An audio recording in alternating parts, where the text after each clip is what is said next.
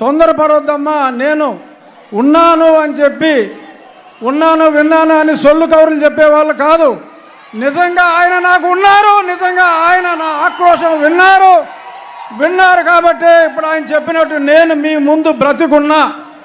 So కాబట్టి నేను ఆయనకి ఎంతో రుణపడి ఉన్నాను.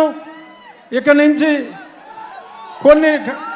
కొన్ని కారణాల వల్ల నేను 4 ఏళ్ళు దూరంగా ఉండవలసి వచ్చింది.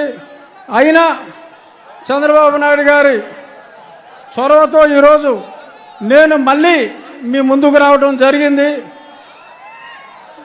ఎప్పుడూ నేను ముందుగా చంద్రబాబు నాయుడు గారికి అలాగే మీ అందరికీ నేను రుణపడి ఉంటాను.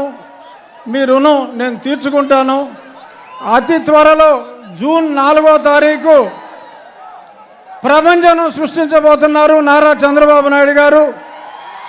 అలాగే ఆయనకి తోడుగా పవన్ కళ్యాణ్ గారు, పైన నరేంద్ర మోడీ గారు. ఈ కలయిక నేను సంవత్సరంగా చెప్తున్నా, త్రిమూర్తుల కలయిక ఉంటుంది అని.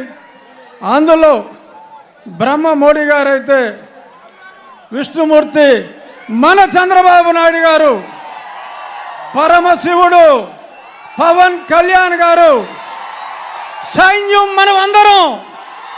జై తెలుగుదేశం, జై చంద్రబాబు నాయుడు గారు, జై మోడీ, జై